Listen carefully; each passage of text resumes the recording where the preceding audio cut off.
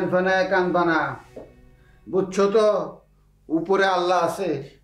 তুমি যে আমার সাথে অন্যায় আচরণ করছো, আমার যে কষ্ট দিছো, যে দুঃখ দিছো, আল্লাহ তোমার সেটা দেখাই দিল। আল্লাহ প্রমাণ করে দিল কোনটা সত্যি। ওগো, তুমি আর আমার এই বেলে কইও না, আমি একটা লজ্জা চোটে মরে যাইতেছি। আরে আমার লজ্জাবতী বউ রে, লজ্জা থাকলে এই কামার জীবনে করবা না, বুঝছো?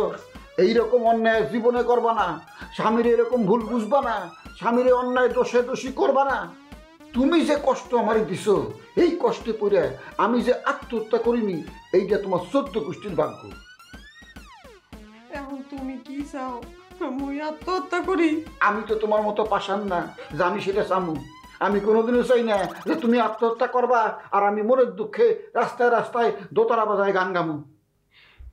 আমার ঘটনায় দেয় মুই বুঝছি মানুষ কেমনে পরিস্থিতির শিকার হয়।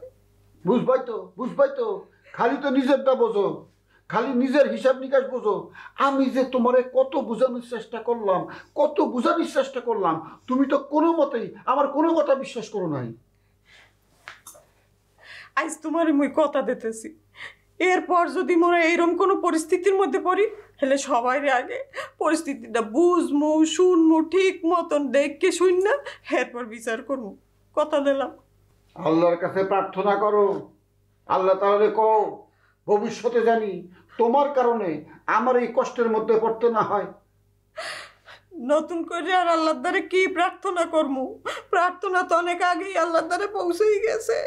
আল্লাহ পাক সকিনার প্রার্থনা কবুল করো, আল্লাহ সকিনার প্রার্থনা কবুল করো। আমি হয়েছে তো, আবার কান্দকে।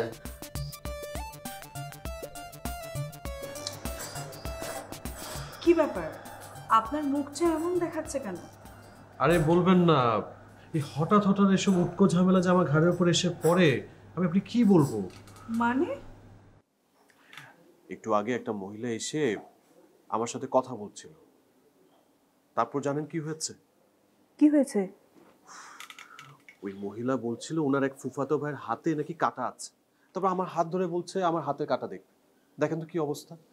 আমি তো নাও বলতে পারছিলাম না, হ্যাঁ বলতে পারছিলাম না। তারপর কোথা থেকে এক আধা পাগল লোক এসে হাজির।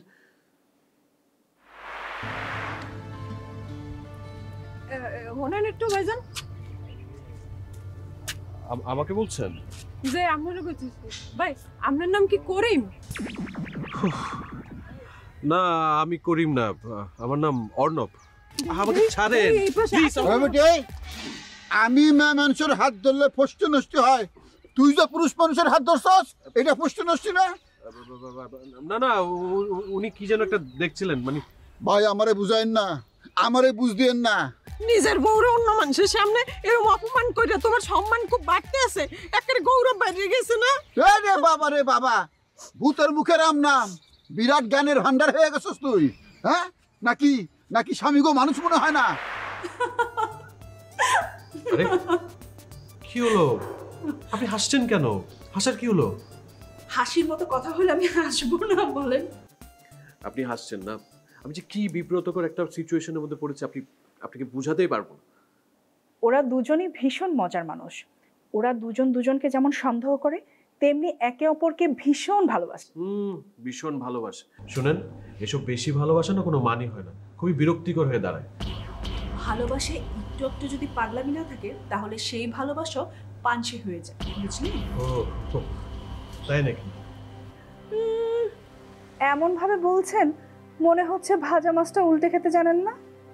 না মানে আমি আমি বলতে চাচ্ছিলাম যে ভালোবাসা কি সেটা বোঝার জন্য তো আসলে মানে ভালোবাসায় পড়তে হবে, তাই না? ভালোবাসার মধ্যে ইনভলভ হতে হবে।